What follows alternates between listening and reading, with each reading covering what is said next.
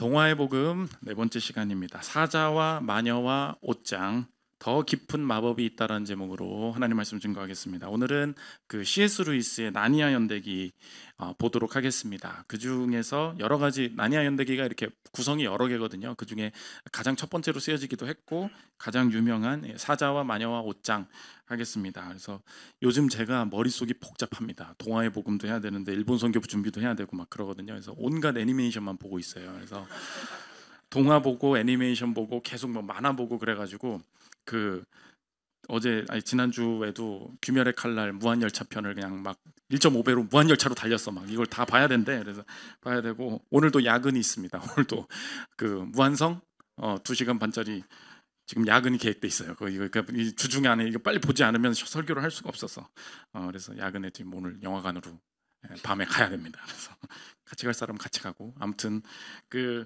오늘 이 작품을 통해서 알 수 있는 거 뭐냐? 본향에 대한 갈망을 보여. 본향에 대한 갈망 그리고 대속이 뭐냐 이 두 가지 볼 건데 루이스가 아주 멋지게 담아냈습니다. 사람의 마음 속에 spiritual longing 이렇게 표현을 합니다. 내가 이 세상 사람이 아닌 것 같은 기분이 이거 든다는 건데 그러다 보니까 사람들이 이렇게 사는구나. 오늘 현실을 반영하는 게 있는데 그거 한번 보고 내 삶에 나도 마법 걸린 것 같은 삶이 있어요. 근데 내가 이 마법을 벗어나서 어떻게 주님이 주신 더 깊은 심오한 마법 가운데 내가 치유될 수 있는지 살피는 시간 갖도록 하겠습니다. 첫째로 볼 것은 본향의 갈망입니다. 예수님 믿게 되면 그리고 믿지 않아도 사람들이 자꾸 여기에 공허해지는데 그 현상이 뭐냐? 내가 이 세상에는 사실 여행을 잠깐 왔다는 생각.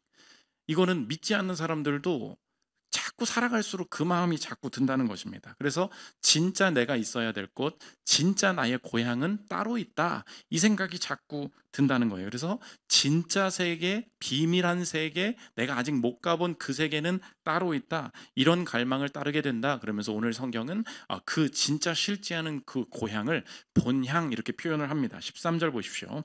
이 사람들은 다 믿음을 따라 죽었으며 약속을 받지 못하였을 때 그것들을 멀리서 보고 환영하며 또 땅에서는 외국인과 나그네임을 증언하였으니 이 땅은 나그네처럼 살아갔다는 거예요. 근데 자신들이 원래 왔던 원래 고향으로 돌아 안 가고 왜 이 땅에서 나그네로 살았냐면 내 인생에 진짜로 내가 속해야 될 다른 본향이 있다는 거예요. 16절 보시면 그들이 이제는 더 나은 본향을 사모하니 곧 하늘에 있는 것이라. 이러므로 하나님이 그들의 하나님이라 일컬음 받으심을 부끄러워하지 아니하시고 그들을 위하여 한 성을 예비하셨느니라. 더 나은 본향을 사모한다. 영어로 보면 longing for a better country. 내가 있어야 될 더 나은 나라가 있다는 거예요. 더 나은 고향에 대한 longing, 갈망이 있다는 것입니다. 그래서 사람이 믿지 않아도 모든 사람에게 그 잠재되어 있는 내재적인 그 갈망, 호기심이 뭐냐? 다른 세계에 대한 호기심이 된다는 것입니다. 다른 나라, 다른 왕국, 뭔가 내가 모르는 비밀의 세계가 있지 않을까? 그걸 보여주는 작품이 C.S. 루이스의 사자와 마녀와 옷장인데 우리 사진 한번 보여주십시오. 이게 표지예요. 이 아슬란인데 사자 예수님 상징하는 겁니다. 예수님이 상징하는 거고 뭐 스토리는 다 아실 수도 있는데 그 2차 대전 런던에서 공습 때문에 피해서 4명의 남매들이 어떤 노 교수님 집으로 피난을 가게 돼요. 다음 사진 보여주십시오. 이거 그 디즈니에서 만들었어요. 영화로 2005년에. 그래가지고 지금 영화를 따온 건데 피터, 수잔, 에드먼드, 루시 4아이입니다. 그래서 늙은 교수 집으로 가게 되는데 야 여기서 니네들 지내라. 근데 위층 방이 너무 넓은 거야. 방이 너무 넓다 보니까 방도 여러 개 있고 뭐 이렇게 여러 방들을 열어가면서 이제 탐험을 시작하는 거죠. 다음 사진 보시면 아무것도 없는 방에 옷장이 하나 놓여 있는 방이 있다는 것입니다. 그래서 사람들 이 4명의 아이가 딱 열어보고 야 이거 아무것도 없네 하고서 다 나가는데 한 명만 루시만 그 문을 열어보는 거예요. 그 문을 열면서 시작이 됩니다. 이 안에 뭐가 있나? 옷이 있는데 옷 뒤에 옷 끝이 안 나고 이 옷장 벽이 만져지지 않고 계속 가더라. 들어보십시오. 안을 살펴보니 코트 몇 벌이 걸려 있었다. 대부분 긴 모피 코트였다. 모피의 감촉과 냄새라면 사족을 못 쓰는 루시는 곧장 옷장 안으로 들어가 코트 사이에다 얼굴을 비비댔다. 안쪽으로 좀 더 들어가 보니 코트가 쭉 걸린 첫째 줄 뒤에 두 번째 줄이 있었다. 한 걸음 두 걸음 내디디며 손가락 끝이 옷장 뒷벽에 닿겠지 싶었는데 뜻밖에도 나무벽은 손에 닿지 않았다. 루시는 이 옷장은 엄청나게 큰가 봐 하고 생각하면서 들어갈 자리를 마련하려고 부드러운 코트 자락을 옆으로 밀며 안으로 쭉쭉 들어갔다. 잠시 후 루시는 자신이 깜깜한 밤중에 눈을 밟은 채 숲 한가운데에 서 있다는 걸 깨달았다. 하늘에서는 눈송이가 내리고 있었다. 다른 세계랑 연결된 거죠. 그래서 다음 사진 보여주시면, 그래서 결국은 내 아이들이 다 이쪽으로 들어오는 거야. 옷장을 통해서 들어갔는데 눈 오는 새로운 세계가 열리더라. 이거 뭐 어디 어느 세계를 보든 다 이런 거 나오는 것 같은데 그거라고요. 그게 사람의 갈망이라고. 어떤 애니메이션, 어떤 영화, 어떤 SF를 봐도 공통적으로 나오는 게 뭐냐? 옷장이 필요해. 옷장이. 이 옷장의 역할이 뭐예요? 다른 세계와의 매개체지. 다른 세계를 가고 싶다. 다른 평범한 사람들은 모르는 내 인생에 진짜 뭔가가 진짜 벌어지는 일들에 벌어진 세계가 있다. 그곳으로 가길 원하고 그런 것에 대한 통로가 있을 거야. 사람 안에는 다 그 spiritual longing, 내 better country에 대한 갈망이 있다는 것입니다. 그래서 이거를 독일어로만 표현할 수 있대. 이 영적인 갈망. 그래서 그 독일어를 가져왔어요. 들어보십시오. 뭐 어떻게 읽는 거예요? 젠주흐트 이렇게 읽는데, 젠주흐트 이게 뭐냐? 단순한 그리움, 갈망 이게 아니라, 여러분 한번 알아두고 가시면 좋을 것 같아요. 이 세상에서는 결코 충족되지 않는 어떤 궁극적이고 더 깊은 무엇에 대한 갈망, 이거 사람 안에 있다는 거예요. 여러분 이제 모든 애니메이션, 모든 영화를 볼 때 사람은 다 이거 원하는구나. 이거를 오늘 저와 여러분이 뭐 신앙을 버렸거나 내가 예수님 누군지도 모르겠어도 이거에 대한 거가 이해가 있어요. 사람 다 이렇게 사네. 이거 비슷한 거 또 있죠.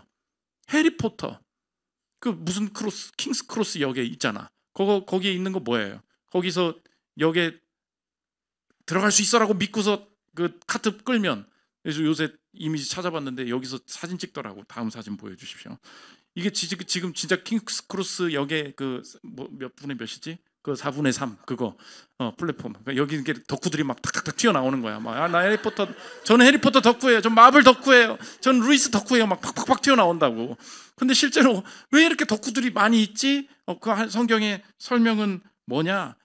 내 언제나 사람 마음에는 어떤 새로운 세계로 들어갈 수 있다라는 그 마음이 있다는 것입니다. 그래서 저와 여러분이 하나님을 찾고 있고 또 내가 하나님이 나를 부르신다라는 것을, 이렇게 하나님이 이렇게 나를 부르실 때가 있어요. 그 공통적인 특징이 뭐냐? 오늘 적용인데, 불만족은 좋은 신호가 된다는 것입니다. 첫 번째 적용이에요. 뭐라고요? 내 인생에 내가 원하는 대로 살거든요. 그리고 심지어 원하는 행동을 내 마음대로 해.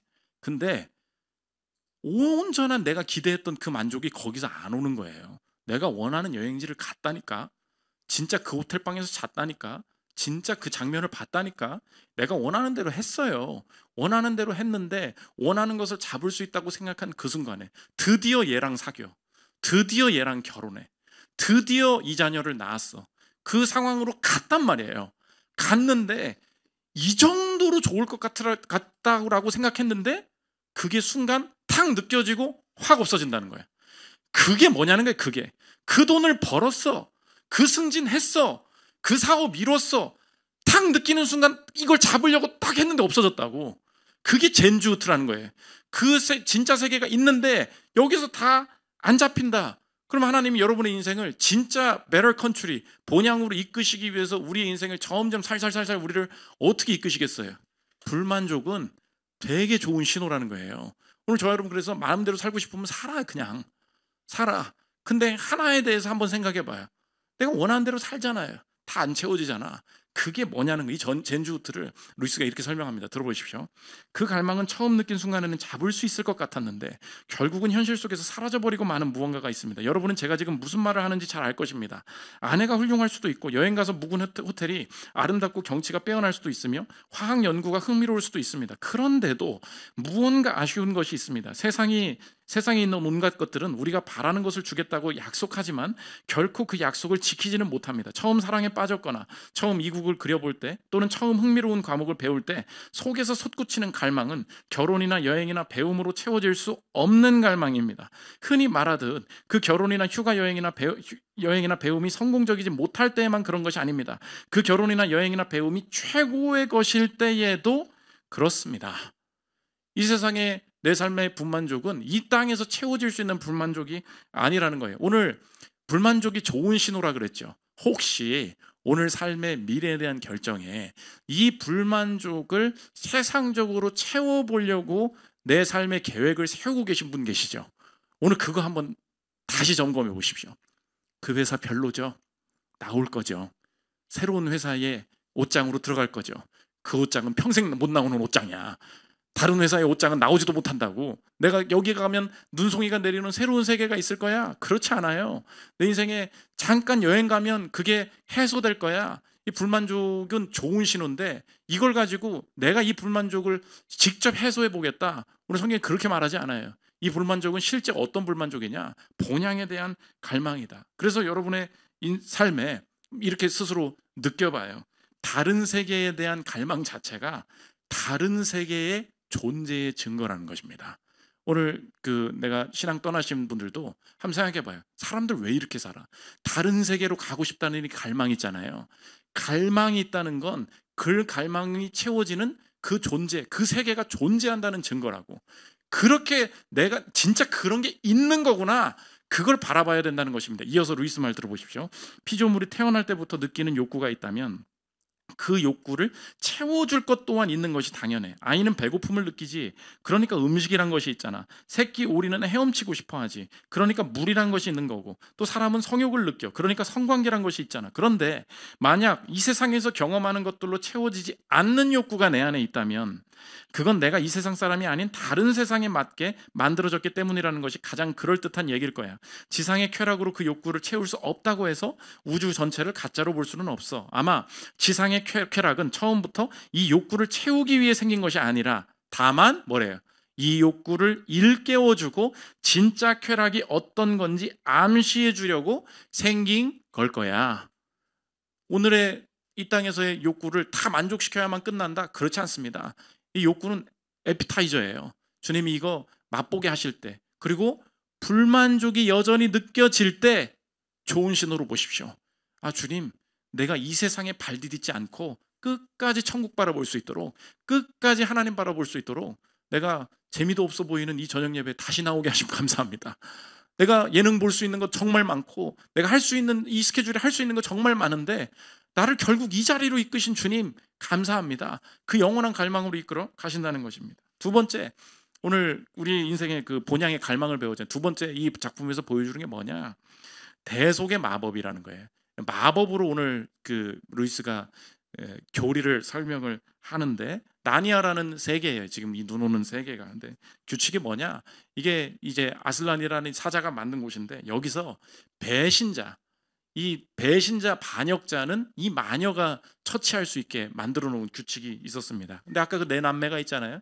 내 남매가 같이 따라다녀야 되는데 이 마녀가 이 쿠키 하나 준다고 살살살살 꽂히니까 이 마녀한테 넘어간 거야. 그래서 야, 네 남매들도 다 데려와라. 그럼 내가 다 잡아먹게. 이렇게 얘기는 안 했지. 근데 다 데려와. 내가 쿠키 더 줄게. 너를 왕자님으로 삼아줄게. 계속 하니까 얘가 넘어가서 이 남매들을 다 팔아먹으려고 배신을 한 거야. 그 다음 사진인데 마녀 사진 보여주십시오.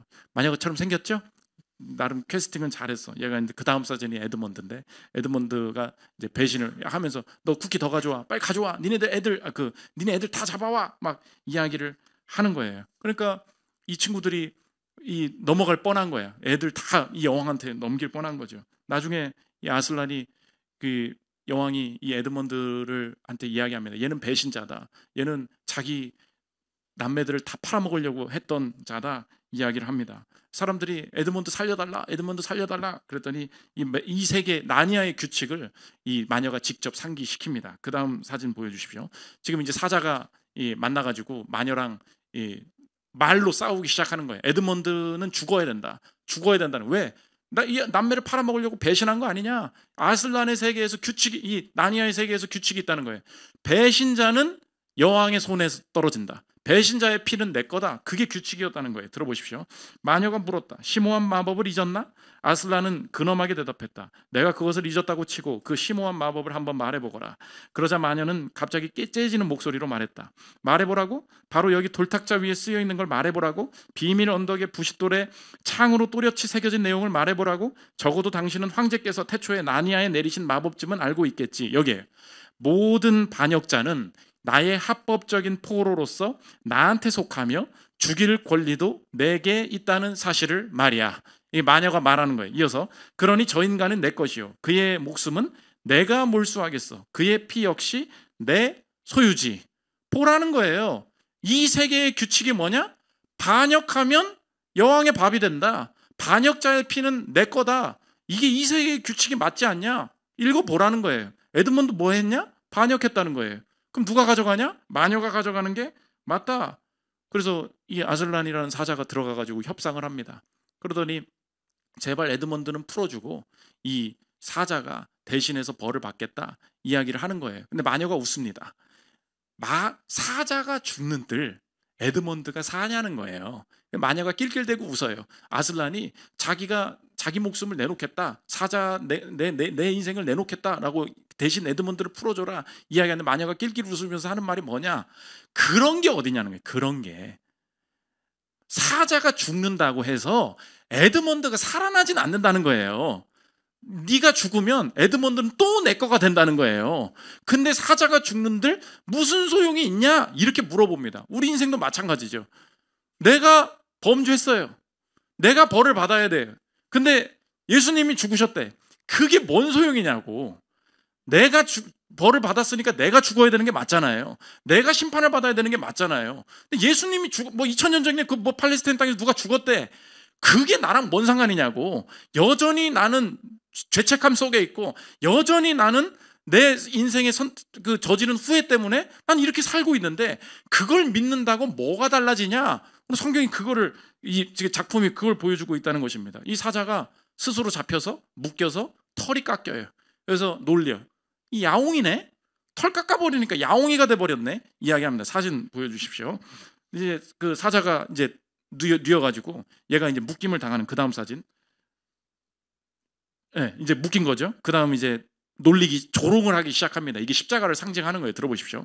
잔인한 야수 하나가 커다란 가위를 들고 앞으로 나와 아슬란의 머리 곁에 웅크리고 앉자 마녀의 추종자들로부터 비열한 웃음소리가 까르르 터져 나왔다. 싹둑 가위질하는 소리가 들리며 곱슬곱슬한 황금빛 털이 바닥으로 떨어지기 시작했다. 잔인한 야수가 뒤로 물러서자 숨어서 지켜보고 있던 두 아이는 그제야 갈기가 없어져 전과는 아주 딴판으로 왜소해 보이는 아슬란의 얼굴을 볼 수 있었다. 한 놈이 소리쳤다. 원 세상에 고작 덩치 큰 고양이였잖아. 우리가 여태 무서워한 게 겨우 덩치 큰 고양이였단 말이야. 야옹아 가엾은 야옹아. 그러면서 우리가 가지고 있던 질문을 마녀가 직접 던집니다. 이어서 들어보십시오. 얼간이 같은 놈, 네가 이런다고 그 배신자 놈을 구할 수 있을성 싶으냐? 너 이제 나는 계약대로 그놈 대신 널 죽일 것이고 그리하여 이 심오한 마법은 그대로 지켜질 것이다. 하지만 내가 죽으면 내가 그놈을 죽이지 못할 것 같으냐? 그 다음에는 누가 내 손아귀 위에서 그놈을 구해내겠느냐? 넌 내게 나니아를 영원히 넘겼다는 사실을 알아야 돼. 너는 내 목숨은 물론 그놈의 목숨도 구하지 못하게 된 거야. 그런 줄이나 알고 절망하면서 죽어라. 네가 죽는다고 무슨 소용이 있냐? 어차피 에드먼드는 내 것이 되는데. 그러면서 사자가 죽어버려요. 그리고 나서 돌탁자에서 묶여서 죽는데 시간이 지나서 돌탁자로 다시 가보니까 어떻게 돼 있냐? 돌탁자가 쩍 갈라져 있는 거야. 그리고 사자가 없어져 있어. 무슨 뜻인지 알겠죠? 성막이 갈라지듯이 쫙 갈라진 거야. 그러면서 멋지게 어떻게 표현하냐? 아슬란을 다시 만나게 돼요. 아슬란 어떻게 살아났어요? 이야기하면서 마녀한테 이 마녀가 걸었던 마법에 대해서 설명을 해주는데 마녀는 한 가지 마법만 알고 있었어. 죄 지으면 죽는다는 거. 배신자는 여왕의 손에 떨어진다는 거. 그런데 태초에 다른 더 심오한 마법이 있었다는 것은 마녀가 몰랐다. 그 마법은 무엇이냐? 구원 복음인데 들어보십시오. 마녀는 돌탁자가 쩍 갈라져 두 동강이 나 있었던 것이다. 마녀는 심오한 마법을 알긴 하지만 그보다 더 심오한 마법이 있다는 것은 모르고 있지. 마녀는 태초 이후에 대해서만 알고 있을 뿐이다. 하지만 마녀가 태초 이전의 고요와 어둠이 존재하던 때를 조금이라도 더 내다볼 수 있었다면 다른 마법이 있다는 것도 알았을 거다. 뭐예요? 이게 그 사자 마녀와 옷장의 하이라이트인데 결백한 자가 반역자의 죄를 대신하여 스스로 목숨을 바치면 돌탁자는 깨지고 죽음 그 자체가 다시 원상태로 돌아간다는 것이지. 이게 더 심오한 마법. 그게 뭐예요? 율법을 이기는 복음의 능력이 된다는 것입니다. 그래서 다음 사진 보면 돌탁자가 깨져버려요. 없어져 버려요. 다 찢어진 거예요. 첫 번째 마법이 뭐예요? 죄 지으면 죽는다예요. 더 심오한 마법은 뭐예요? 그 죄를 위하여 죄 없는 자가 대신 죽으면 그 죽음이 원상복귀된다. 그 죽음이 없는 걸로 된다. 그래서 태초에 다른 약속이 있었다. 이 구속 언약을 잘 보여주고 있어요. 에베소서 1장 3절 보십시오. 찬송하리로다 하나님 곧 우리 주 예수 그리스도의 아버지께서 그리스도 안에서 하늘에 속한 모든 신령한 복을 우리에게 주시되 곧 뭐래요? 창세 전에. 그죠? 그리스도 안에서 우리를 택하사 우리로 사랑 안에서 그 앞에 거룩하고 흠이 없게 하시려고 그 기쁘신 뜻대로 우리를 예정하사 예수 그리스도로 말미암아 자기의 아들들이 되게 하셨으니, 이 아슬란을 통하여서 보여주는 이 세상에 사람들이 알지 못하는 또 다른 마법, 이걸 교리적으로 뭐라고 합니까? 이것을 대속, 어톤먼트, 이렇게 이야기한다는 거예요. 마태복음 20장 28절 보십시오. 인자가 온 것은 섬김을 받으려 함이 아니라 도리어 섬기려 하고 자기 목숨을 많은 사람의 대속물로 주려 함이니라. 예수님께서 하신 일이 이 더 심오한 마법이라는 거예요. 적용이 뭐예요? 그 마법은 오늘도 유효하다는 것입니다. 여러분의 그 삶을 살 때 내 삶에 벌어지는 일들이 언제나 세상에서 내 인생과 내 과거와 내 현재를 해석하는 방식은 언제나 첫 번째 마법이에요. 첫 번째 스펠로 나를 해석하게 만든다고. 그 스펠이 뭐예요? 그 마법이 뭐예요? 내가 잘못 선택하면 내 인생에 저주가 임한다. 내 인생에 잘못 살아왔기 때문에 그거에 대한 합당한 대가를 받을 것이다. 우리 가족이 이렇게 살아왔기 때문에 내가 이런 짓을 저질렀기 때문에 이런 결과가 펼쳐진 것이다. 그래서 모든 걸 다 어떻게 보게 만들어요? 첫 번째 마법으로 해석하게 만든다고. 그런데 죽음 앞에서 아슬란이 더 심오한 마법이 있다. 근데 사람들은 몰라. 근데 진행시키는 거예요. 그 두 번째 마법이 있음을 알고. 그래서 묶여서 아슬란이 죽였을 때 두 번째 마법의 권세가 뭐예요? 첫 번째 마법을 무효화시켜버리는 거. 그 돌탁자를 두 동강 내버리는 거. 그게 두 번째 마법, 대속의 권세가 되는 줄 믿으십니까? 그러면 내 인생의 마지막 날 그 일이 벌어질 거예요. 내가 죽음 앞에 서는 날. 내가 봐도 내가 지금 질병 걸려서 지금 숨 넘어가기 직전이야. 여러분도 한번 생각해 보십시오. 그래서 가끔은 이렇게 내가 죽기 직전까지 한번 가봐야 돼. 갈 때 느껴지는 거 뭐예요? 진짜 천국 갈까? 여러분 그 생각 들어요. 이 죽기 직전의 사람들은 진짜 고민 많이 한다고. 예수 믿는다고 평생 살았어요. 근데 막판 되잖아? 너무 하나님 앞에 설 자신이 없는 거예요. 진짜로 막상 진짜 그분 만난다고 생각해봐. 여러분 그 믿음 가지고 되겠냐고. 진짜로 이제 내가 한 일들이 막 떠오르는 거예요. 그때 마지막까지 해도 첫 번째 마법이 나를 내 인생의 전부인 것처럼 이야기한다니까. 그때 더 심오한 마법이 뭐예요? 나를 위해서 죽으신 예수 그리스도. 그분이 이 모든 마법을 무효화시키실 수 있는 분이다. 믿으십니까? 그럼 마지막 날 그 돌탁자가 두 동강 나고 내 인생 주님 품에 예수 그리스도의 권세 때문에 안기게 될 거예요. 믿으십니까? 그러면 오늘 내 인생을 해석해야 될 게 뭐냐? 오늘의 해석에도 여전히 그 두 번째 더 심오한 마법은 유효하다는 거예요. 오늘 그래서 그 마법을 믿음으로 붙들고 끝까지 가야 될 게 뭐냐? 여러분의 인생의 가정과 지금 상황에 어쩔 수 없이 이 마법에 걸려가지고 고생하고 있다라고 생각하는 부분들이 있어요. 그게 우리의 삶의 질병으로 오기도 하고 가정의 가난으로 오기도 하고 부채로 오기도 하고 내 인생에 이 학벌이 안 좋아가지고 아무튼간 이것 때문에 절절매는 이런 거 있기도 하고 내 인생에 이 범죄함 때문에 오는 것이기도 하고 여러분 인생에 고난들이 있죠. 첫 번째 해석은 뭐예요? 네가 그렇게 행했으니까 그렇게 당하는 거지.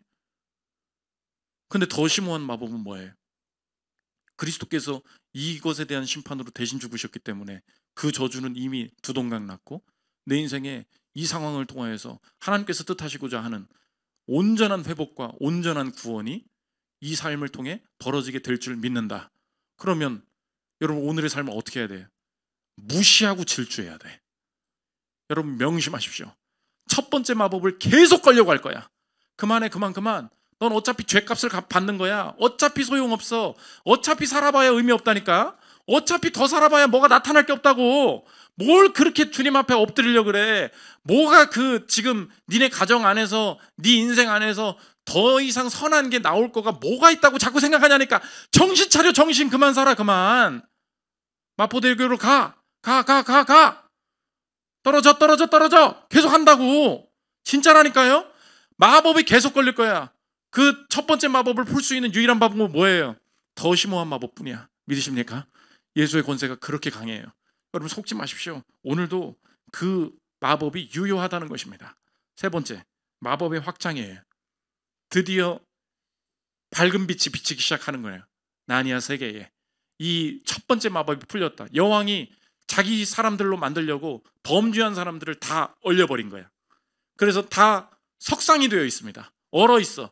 그래서 사슴도 얼어 있고 다람쥐도 얼어 있고 다 얼어 있는데, 야, 이제 이 숲을 깨우러 가자. 그러면서 아슬란이랑 같이 이 사자와 이 남매가 돌아다니면서 이 드넓은 들판을 다니면서 애들을 깨우고 다니기 시작해요. 보여주는 게 뭐야? 이 복음을 받은 자가 할 일이 뭡니까? 나 오늘 진짜 미랄 찬양하려고 했거든. 잘 골라줘서 고마워요. 근데 두 번째 그 찬양이 가사가 뭐야? 길 잃어 지친 양을 찾아 마음상에 이리저리 헤매이는 한 영혼을 찾아 아파하는 예수님 마음 내게 주옵소서. 아이들이 어떻게 하냐? 기쁨으로 가서 석상들한테 일어나 이제 안 얼어 있어도 돼 이야기한다는 것입니다. 들어보십시오. 물론 아이들의 눈길은 사자를 쫓고 있었지만 눈앞에 펼쳐지는 광경이 너무 놀라워서 그 사자에 대한 일은 금세 잊어버렸다. 사방에서 석상들이 되살아나고 있었다. 안뜰은 이제 더 이상 박물관 분위기가 아니었다. 그곳은 마치 활기찬 동물원 같았다. 죽은 듯이 새하얗던 안뜰은 온통 눈부신 빛깔로 가득했다. 아슬란이 말했다. 이제 집 안으로 들어가자. 다들 서둘러라. 위층과 아래층 마녀의 방으로 가거라. 가엾은 포로가 숨어 있을지도 모르니 구석구석까지 잘 살피도록 해라. 적용이 뭐예요? 기존의 마법에 걸린 눈으로 상대를 대하지 말고 더 심오한 마법으로 상대를 바라봐 주는 것. 이것이 더 심오한 마법을 행하신 예수님을 알고 있는 자의 이 땅에서의 마지막 사명이 된다는 것입니다. 여러분도 마찬가지고 첫 번째 마법에 걸린다고 했죠. 그 첫 번째 마법이 뭔 줄 알아요? 지금 여왕이 얼린다 그랬죠. 여러분이 복음으로 그분이 나를 살려주셔서 내가 자유함을 얻고 그분 안에서 내가 사랑받는 존재라는 깊은 확신이 없잖아. 실제로 내 인생이 가치 있는 이유는 내가 이 외모가 있기 때문이야. 이 돈을 벌기 때문이야. 다른 구원을 근거로 삼잖아요. 여러분이 구원으로 삼고 있는 그것으로 다른 사람을 바라봐 주게 돼 있어. 그렇잖아. 취업한 사람은 취업 안 한 사람한테 뭐라 그래요? 취업 좀 해라 이 자식아. 왜요? 그래야 살지. 내가 사는 방식이 그거거든. 야, 돈 좀 벌어 이 자식아. 야, 얼굴 그 여드름 좀 없애자. 그거 안 돼 그걸로. 내가 이렇게 해야 살 수 있다라는 걸 남한테 전해준다고. 근데 여러분, 내가 복음 안에 충만하지 못하잖아요. 그러면 나도 지나다니면서 사람들을 얼려. 취업으로 얼리고요, 외모로 얼리고요, 돈으로 얼리고요. 이 세상의 것들로 다 얼리고 다녀요. 여러분 주변 사람들 만나보세요. 여러분 늘 석상돼 있죠. 왜 그래? 다 마법 걸려서 그래. 한두 마디 들으면 어때요? 나 다 얼어요. 근데 그리스도께서 행하시는 일이 뭐예요? 로마서 8장 1절 보십시오. 그러므로 이제 그리스도 예수 안에 있는 자에게는 결코 정죄함이 없나니 이는 그리스도 예수 안에 있는 생명의 성령의 법이 죄와 사망의 법에서 너를 해방하였습니다. 이게 내 삶에 이미 임했음을 믿으십니까? 그거 진짜 믿잖아요. 교회에서부터 내 주변 사람들, 내 가족과 사랑하는 사람들을 바라보는 관점 자체가 달라지는 거야. 여러분 한번 스스로 물어보십시오. 여러분 때문에 주변 얼고 있는 거 아니에요? 내가 자기 의로 믿고 있는 그 붙들고 있는 그 기준을 너도 빨리 지키라고. 네가 그렇지 않으니까 네 인생에 성공이 없는 거 아니야. 네가 인생이 그렇게 꼬인 거 아니야. 여러분이 주변에 지금 보여주고 있는 그 복음이 뭐예요? 돈의 복음, 외모의 복음, 취업의 복음. 그거 아니에요. 그리스도께서 나를 자유케 하셨으면 믿으십니까? 그러면 여러분을 만나는 사람마다 그 상태에서 그대로 소망 가질 수 있어야 돼. 걱정하지 마. 네가 지금 취업이 늦지? 네가 지금 커리어가 꼬였다고 생각하지? 논문 잘 안 풀렸지? 사업에 대해서 지금 많이 어려운 상태에 있지. 여러분 실제로 그 사람을 바라보고 있는 게 뭐예요? 맞아. 아무리 그런 상황에 있어도 그리스도께서 저 사람에게 임하시면 이 사람 영생을 상속할 자고, 하나님 앞에 서기 전까지 이 삶의 여정을 통해 하나님 앞에 가까이 가기 위해 부르심 받고 준비되는 과정으로 하나님이 멋지게 이 삶 세워주실 걸 믿어. 여러분이 그 말 할 때 그 사람 마법 풀려요. 오늘도 부모님들 계시죠? 자꾸 자녀한테 마법 걸지 마. 너 그 대학 못 가면 너 아주 그냥 너 한사람교회 못 오면 아주 알아서 해. 무조건 서울 와야 돼. 지방 가도 돼요. 그냥 안 보내도 된다고. 자꾸 그 얘기 하지 마요. 한사람교회를 명분 삼아가지고 자꾸 교회로 협박하지 마. 교회 마법 걸지 말라고. 대학 안 가고 그냥 오면 될 거 아니에요, 서울에. 자녀들도 부모한테 자꾸 마법 걸지 마요. 이렇게 살으라고. 이미 늙었어, 여러분. 그냥 사랑해 주세요. 뭘 더 시키려고 하지 말고. 뭘 자꾸 정죄하고 있어, 부모한테. 얼마나 남았다고. 여러분 그 석상에 얼음을 깨줘야 돼요. 남은 그 부모님들의 한이 뭔지, 그 한을 여러분이 녹여야지. 여러분 그 나이 때면 무슨 생각 들 것 같아요? 원하는 대로 삶이 되지 않았잖아. 그렇잖아요. 내가 자녀로서 그 마음 품어본 적 있어요? 원하는 대로 결국 못 살았다고요. 근데 이제 와가지고 자꾸 이거라도 해보래. 야, 갈 날이 얼마 안 남았는데 뭘 다 하냐. 하면 운동이라도 해보고 뭐 돈이라도 벌어보고. 안 된다고. 그러면 엄마는 그것도 못해? 아빠 그것도 못해? 아니라니까요. 자녀가 그 디스펠 마법 풀어줘야지. 엄마 멋진 인생 살았어. 엄마 충분해. 엄마 이 정도로 살았어도 주님 너무 기뻐하실 거야. 아빠 너 이 상황까지 버텨준 거 고마워요. 진짜 열심히 살았어. 아빠 이거에 대해서 부담 안 가졌으면 좋겠어. 우리 이 상황으로 너무 감사하고 만족해. 이 상황에서 하나님 하실 일이 뭔지 우리 끝까지 여기서 감사와 찬송으로 살기를 원해요. 내가 새로운 목표에 마법을 걸지 마세요. 왜 자꾸 강요하냐고. 남편한테, 아내한테, 남자친구한테, 여자친구한테 여러분 마법을 풀어주고 있습니까? 마법 더 걸죠. 내 남자친구는 그 옆에 내 친구 남자친구는 그거 해준다던데.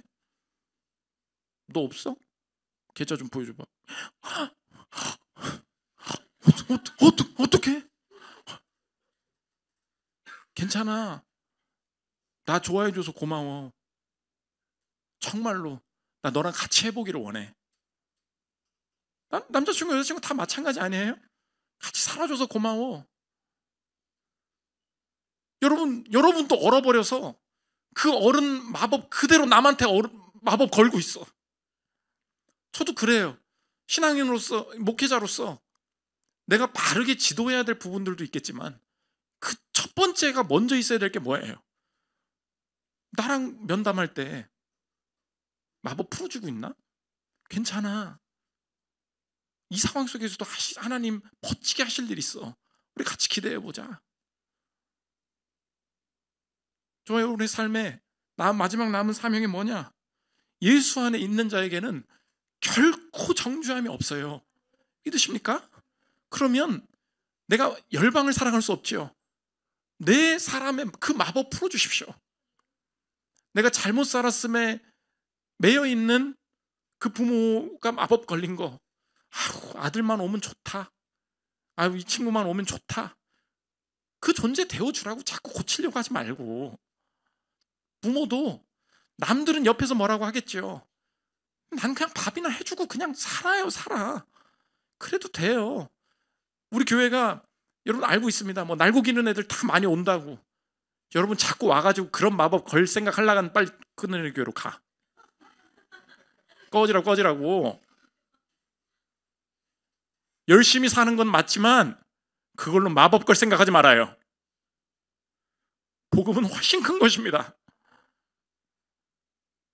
여러분의 인생에 그것이 아무것도 아닌 것처럼 내가 이뤄낸 그 학위, 그 학벌, 그 성과, 그 모든 것이 그리스도가 이 돌짜기를 두 조각 내신 그분의 권세 앞에서는 정말 아무것도 아니기에 내 인생의 이 교회 안에서는 내가 정말 주님 앞에 인정받은 죄인으로 이 사람 사랑하기를 원하고, 이 사람의 어려움을 품어내기를 원하고, 이 사람이 나와 성격과 다른 것, 세상에서 무시받고 사회생활 못해서 어버버거리고 팀 모임 때 혼자 지 말만 하고 있는 그거 그냥 한번 쭉 들어주고 격려해주고, 아유 그러면서 살길 원한다.